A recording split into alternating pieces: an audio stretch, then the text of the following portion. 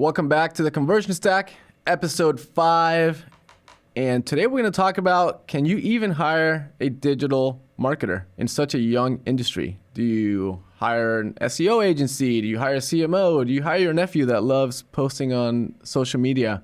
That's what we're going to dig in today. We have a really interesting fact about when the first clickable ad was launched.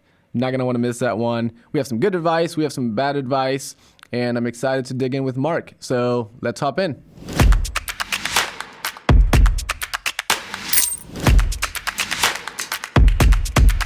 Episode is, can you even hire an expert digital marketer? Because it's so difficult to hire experts when you live in this 10-year-old industry moving at hyperspeed. Something that we think about a lot is a company that's fully dedicated to being expert digital marketers, and having expert digital marketers in every function of marketing, from marketing execution to analytics to development to design, and all these functions that we consider marketing, and how we solve that problem, whether it's finding those unicorns, finding those like niche experts, or having a framework and training system so we can develop them if we can't find them. Everything's changing so fast. 10 years ago, there was no Instagram, right? Which seems...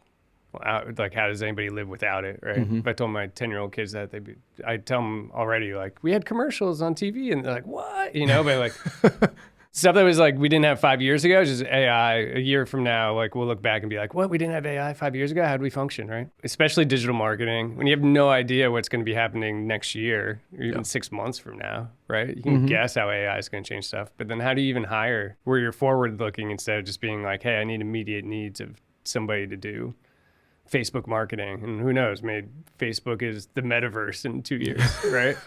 That's a good question. Obviously the way I can only speak for us, but I think a lot of business owners can relate to this. You have to find in any fast-moving industry hungry, motivated self-starters that are not just going to master their skills today, but they're going to commit to continually master their skills in the changing landscape. What do you do then? You have a bunch of hungry people in the room and they're all Googling, how do I run Facebook ads, or, You have to foster an environment of learning and cross-education, which I believe to be extremely important. I myself constantly feeling outdated. Right. And when I dive back into these platforms, or even have strategic meetings with the team or external clients that are interested in pursuing new things, I have to make conscious efforts to make sure that I'm deeply educated in those topics. So we have to ensure that across the board, and you have to build systems and policies for that to happen. Something cool that I've seen maybe from the sideline-ish, so I'm doing mostly design, dev work, and, I work hand in hand with the marketing team, but just from the sideline of our conversations, it's cool to see that when somebody young and hungry comes onto our team, you do a great job training them, and our, leadership team, I think, does a great job training them. And then we have playbooks on, how to do all the basic digital marketing things. But then I see those people start to grow, and then they almost come back to you with, hey, Google Analytics changed, and I just did like an hour and a half research and watched a podcast and this, like, hey, Dan, this is what changed now. And you're like, oh, cool, you teach me. Yeah. Right? So it's cool to see that it's not a one-way street all the time. That you have kind of the fundamentals, and then as these people are in the platforms consistently day in and day out, they're like, oh, hey, this new feature changed. And you're like, what? I didn't even know that, because you're not necessarily in it every minute of the day like they are. I mean, that's obviously a really awesome sign of the system working. And I'm sure a lot of listeners here have experienced that with GA4. Yeah. It's typically used by the execution team, but needed for the entire organization. For that to actually be implemented, it has to come from the execution team. Right. And then bled into the organization. Yeah. If your team is doing that, that's typically an awesome sign. Yeah. I mean, I see a similar thing on the design side. I mean, we have a guy that we hired, he's a year out of college, but we'll do working sessions and he'll be in Photoshop using some tool. And I'm so like, I don't know, when I learned Photoshop, it was 8 years ago, so I'm not using all the like updated tools all the time. And I'm like, oh, damn, how'd you do that? It's like, I used that tool 6 years ago and it was horrible, so I never used it again. I guess I should go revisit it. So I think it's cool to have this dynamic of leadership who's been in the trenches and knows how to use all the programs, knows all the philosophy behind it, but then also having people at the ground floor who are doing it every day and giving like almost a feedback loop of how to improve those like tactical executional points. Let's back up a little bit and talk about why do we think there's such a lack of expert digital marketers? Like, why is this such a challenge for businesses? I think there's a ton of digital marketers, right? I mean, I think that's what we talk about a lot is anybody with an Instagram account is a digital marketer, right? I'm totally fine for people not having traditional schooling or education. I'd definitely hire a designer who's never been to design school, or a lead developer. I think we hired him, and then a year into it, I was like, wait, did you go to college, right? It's like, it doesn't really necessarily matter. I guess from that point of view, there's a ton of digital marketers, but how do you vet who is worth their salt or whatever the term is? Design for me is pretty easy. Show me your portfolio. Developers, show me what your development and we'll do a code review. But for marketing, I don't know. Someone could be like, I did PPC campaign and we got 5x the results. But how do you know if that's true or not? You know, I have this saying that you guys might have heard before where in today's world, anyone with an Instagram account is a digital marketer. Yeah, I just said it like 2 minutes ago. Yeah. And we probably said it 5 times on every previous podcast. And what you have to do is filter through that to find either the hard skills or the soft skills to get there. I think it's frowned upon in the design world, and we don't do it of like a design test, right? I think it's pretty common in the development world to give them some kind of coding test, right? Where it's maybe an hour project and just to see if you're doing. Don't we do something similar for marketing, or no? Am I wrong there? We do a test that focuses on thought process. You know, anyone can boost a Facebook post. Right. Anyone can throw some keywords in a Google ad account and figure it out. Right. At least to some extent. So we try to make sure that they understand how to use these platforms to guide the buyer's journey, as an example. So how do we go beyond a keyword targeting a search query and use those skill sets to even think about the buyer's process and then guide people through that process? And that begins to like give us insights into their deep knowledge into not just tactically clicking the keyboard, but the fundamentals of marketing inside these modern platforms. Yeah. So just quickly, what is that test? I mean, is it a multiple choice test? What is the test? I mean, I can picture what a design or development test is. There's a very tangible result from that. We make it tangible and theory. So there are test ad platforms that we use. Like we've created them. Yeah. We give them access to these platforms. Cool. I didn't even know. They have to set up campaigns. Yeah. Down to visuals. Obviously, they're not designers, but we just want to make sure, like, if they Google some images, that they're thinking of the process properly. Got it. I guess that shows if they're like resourceful as well. Yeah, right? I mean, there's like 100 different ways you can create an image at a very basic level. And like anyone hiring, you're using them taking the exam as the first qualifier. Right. You're already gonna. Just even wanting to take the exam. Yeah. You're gonna gut out 20% of the prospects just by putting an exam in front of them, and that gives you a good sign. Do you think every company today needs a digital marketing solution? Yes. We've talked about this before too. I feel like right now, digital marketing is in a world where design was like 10, 15 years ago. Mm-hmm. So that was like a big design, digital revolution, I guess, in a way.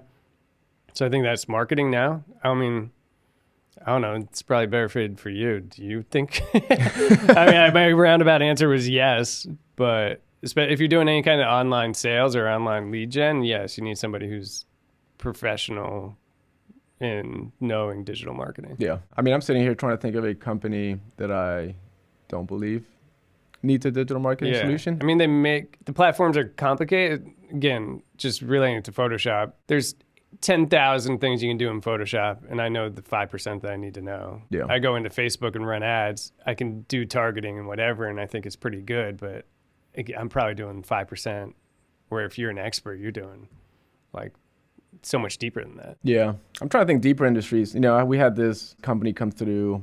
They build basically entry barricades for commercial companies. So when entry barricades? Yeah, like when you go to Lockheed and there's like specific gates. I'm thinking like digital barricades. What? No. Like do business minded. So typical contractor type of business, lot of biz dev, and a lot of these companies would think that they don't need a digital marketing solution. Right. Which to some extent slow-moving industry, they can continue to do what they're doing without any digital expertise. Is that the kind of person the kind of company is just relying on like outbound sales and relationships? Yeah, the way I would argue to a group like that, and it was interesting to see one of them come to chat with us. They got it. They were forward thinking. And you might be in this industry where you feel you don't need digital expertise. Yeah. But in fact, it could be your biggest competitive advantage by being the company that's focusing on digital in these slow-moving industries. And we see that a lot because we like the healthcare space. Yeah. That's a space that has been so shielded from the economy for the past 100 years that they move a little bit slower. And now these companies that are like sprinting into digital transformation are thriving. I feel like a lot of those companies then see, oh, you have to be digital and online. It just ends up being this web 2.0 of like, oh, we'll get on Facebook, we'll get on Instagram, we'll do some social posts. And then they're like, we're doing digital marketing, right? Yeah. But there's no strategy and no, I don't know, maybe they're even doing paid ads, but there's no strategy for it. I mean, I overheard you guys talking the other day of like finding your targets on LinkedIn and like retargeting them on Facebook or something, where it's like, oh, that's like an actual strategy to what you're using this ad platform for versus the other one, right? Instead of just pay and spray all the different ad platforms with the same exact targets and strategy. It can be as advanced or as simple as it needs to be, right? The local plumber doesn't need the level of digital services as the enterprise software targeting public companies. Yeah. So if you are one of these companies and, you know, just bringing it back to hiring, who are you hiring? Or like, how do you even know who to hire, right? Yeah. So we said we have our own way of vetting people with a test. Isn't it pretty difficult for any company like that to say, hey, we want to get into digital marketing? Now let's put out a job posting. Yep. I assume a lot of those companies don't even know what to post. I think this is one of the biggest challenges that we face is very few companies are equipped to hire for digital marketing. Right. Maybe that's an education and perception thing. We want to just be a digital marketing company, allow us to be the best at that. Right. The same way I'm not equipped to select the best barricade maker. Yeah. Right. I'd have a really tough time making that decision. If I needed to have a barricade today, I'd probably make a bad decision. Right. And I think that's a real challenge and why companies are just churning through agencies and CMOs so fast. Yeah. I see the same thing in the design world. It's, hey, we're a startup, we don't have a lot of money, or anyway, mid-sized company, we want to start doing better design work, so we're going to hire a designer. Then the job posting is, you need to do websites, graphics, code it as well, and all this stuff. And then you get into the job and they're, oh, we have a sales presentation. Can you do this PowerPoint for us? Right? So it just ends up being this catch-all, just make things look pretty. And I feel like we're at this point where marketing is the same thing of, hey, if we don't do digital marketing, we're falling behind. So let's just hire a digital marketer.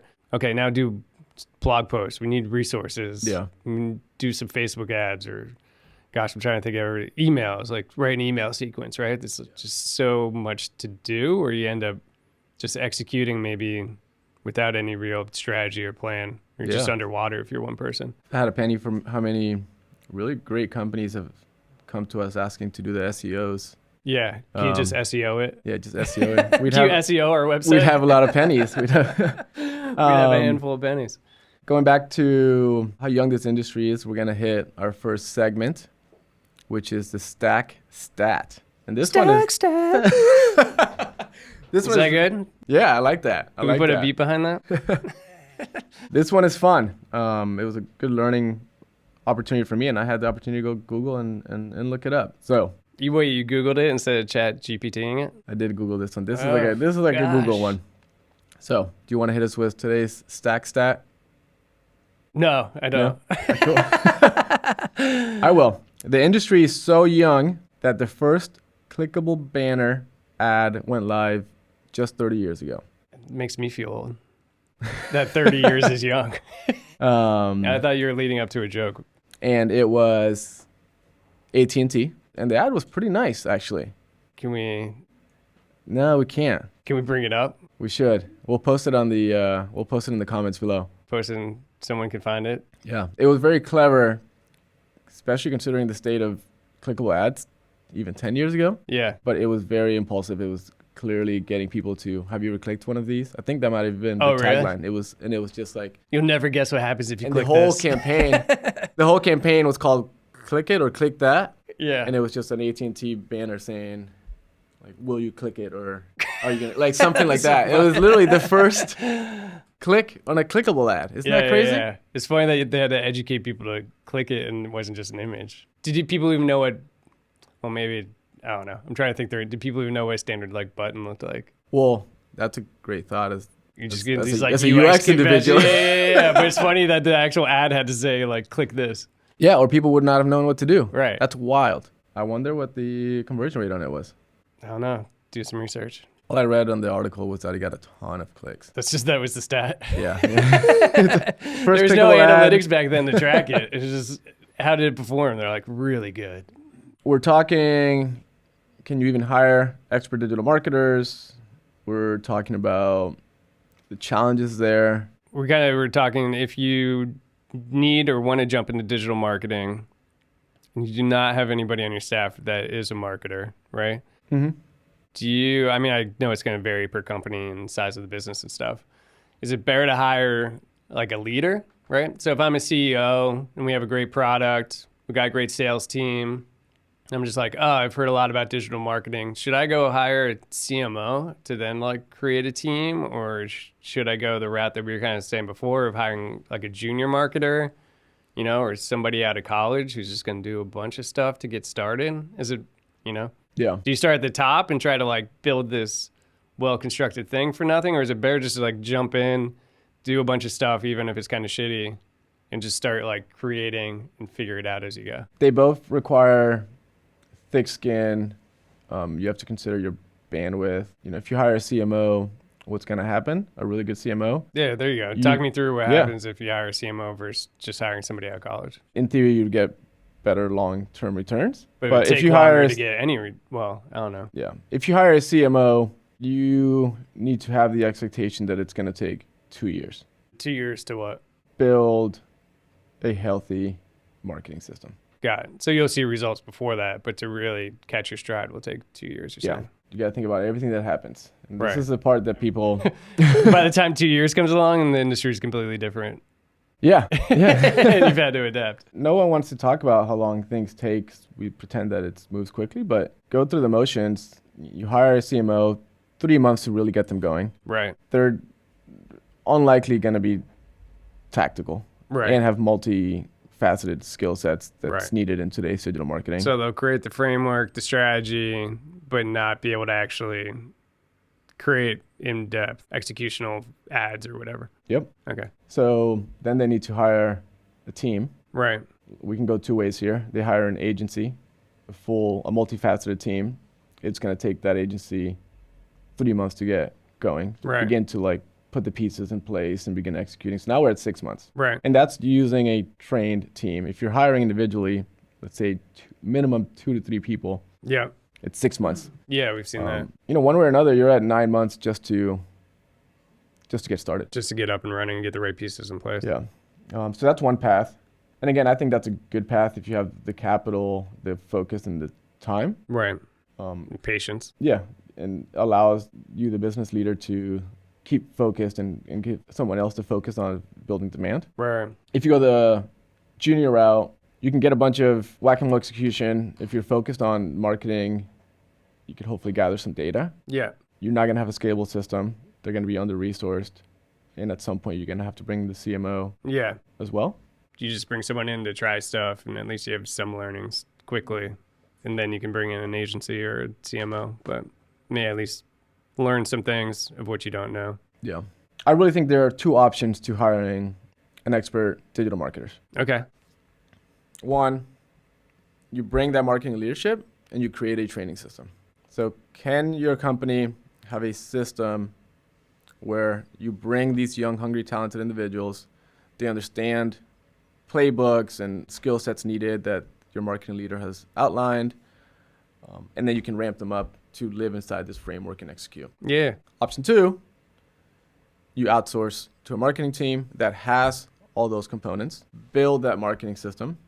Over time, if you mature and you want to go in-house, now you have a system to plug individuals in. Yeah. And we as an agency, obviously we want long-term relationships, but to me, that's success. We've had 2-3 year relationships where we've crushed it, and it just makes sense to plug in a team instead of paying us an expensive retainer. Yeah. But that to me is the two best ways that I can think about for actually deploying expert talent in this department, which we think is extremely important. We're both biased, but we've been around the block, and hiring a CMO or some marketing leader to work with an agency who then has a diverse team of skill sets. So you can get 5 different fields: a designer, a writer, a developer, marketers, analytics, for the price of 1.5, 2 people. Mm-hmm. And really, they focus on that all the time and have done it 100 times. Is like so much easier path than trying to hire all those people individually and trying to get them to work together in some succinct way. And then one person gets overworked and decides to leave, and it all like falls apart while you try to hire and replace them for 3 months. There's 1,000 articles about the cost of hiring, right? Yeah. But I think that's such a big thing, maybe gets overlooked a lot of times, even though it is well written and talked about, is the amount of time and money spent trying to get 3 to 4 people. A, just hire them, and then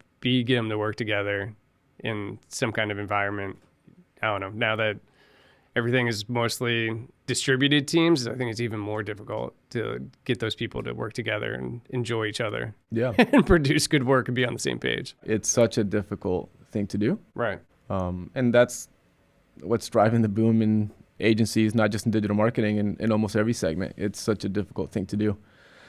So with that good advice. Yeah, give us some bad advice. I got segment number 2, bad advice. This one hits me with it. This one hits me to the soul a little bit because it comes up. Bad advice. Very similar to the Stack Stat song. Yeah. Just different lyrics. So, bad advice. Staffing up for marketing is too costly and difficult, and it's unknown. Let's just hire an SDR agency. They are cheap. They will email your customers until they buy, and it's just a numbers game. So you're saying your bad advice is hire an outsourced sales team instead of a marketing team? Yeah, it's the numbers game. It's understood. Send 1,000 emails, make 1,000 phone calls, you'll get a customer. So if I'm just selling, I don't know, coffee cups, you can buy them from anywhere, right? Yep. And we're just selling the cheapest coffee cups. Mm-hmm. Is that then a good play? Is it just do sales and no marketing? Nope. Still a bad idea? I'm a huge believer in sales. I think sometimes you have to grind your business through some sales. There's 2 problems with going the pure SDR route. 1, there's no efficiencies. So if 1,000 calls and 1,000 emails gets you 1 customer, 2,000 calls and 2,000 emails get you 2 customers. Right. So it's the exact opposite of marketing, where 1,000 activities might get you 1 customer, 2,000 activities should get you 2.5 customers, and so on. And that is marketing. Right. So marketing, you're kind of building on top of what you've built. Correct. To get exponential results instead of just pure, like you said, pure numbers. Even more important, and almost to challenge what I just said, I could make a case that it might take 1,000 touch points to get 1 customer. And the next time it takes 1,200 touch points to get 2 customers, and so on, because it's such a poor user experience that you're saturating your market with bad customer experience. Got it. So you're almost creating negative brand equity. Yeah, negative efficiencies. Yeah. By just trying to slam your head against the door, getting more people to sign up. Totally. Like, how many times has an internet sales company called you where you just want nothing to do with them again? Right. Yeah. Right. Even if I needed if then I needed their services, I would not go to them. Yeah. Specifically not go to them because they pissed me off earlier. Everyone here, speak for myself, has clicked an ad for Spectrum right. just to charge them money. Yeah. To get back at them. Yeah, just to get back at them for taking time away from my life. And I think that's a really important topic that people don't think about when hiring these firms. They're not focused on the user experience and their brand touch point. And correct me if I'm wrong, a misconception about digital marketing is, hey, I want you, and this may be what it was 10 years ago, as we look in the past, but hey, do some digital marketing, right? Do digital marketing to bring me a lead, right? And that should be a direct one-to-one Whereas really digital marketing is like building awareness and just being present when somebody actually needs the product, they think of you. Yeah, So that's demand. Right. So it's building demand, not just reaching out and getting people to come in the door. Mm-hmm. Demand is a precursor to intent. Right. It's like a wave coming in, right? And that is the efficiency, the stacking efficiencies. And if you're not focused at all into building demand, your intent is only going to be that one of the 1,000 calls. I love SDR agencies. Yeah. I think it's a good way for us to kind of begin to wrap this up. So I don't think it's a bad choice. I think outbound sales is a function of business, and we see it a lot, especially with our focus on B2B. Yeah. But it should be layered and controlled the same way marketing does. Yeah. Like, how do we make sure those customer touch points are valuable? How do we layer on SDR activities with marketing touch points so they're valuable touch points? And if you can bring those two functions together, I've always said that I believe marketing is a function of sales and sales is a function of marketing. If these two groups can work together, that's where we've seen the most success. And very often in sales-led organizations, we come in with ABM playbooks or like sales-driven playbooks that we can come in to make sure that the customer experience is controlled. Yeah, that's a better way of putting it than my long-winded way before. Marketing should support sales, not necessarily just marketing bringing in sales, right? Yeah. It's priming them for the actual sales call or that actual process. Heck yeah. It's a young industry. It's tough. We deal with the challenges of it, and we focus every day on trying to solve those challenges internal. But what we do know is digital marketing is here to stay.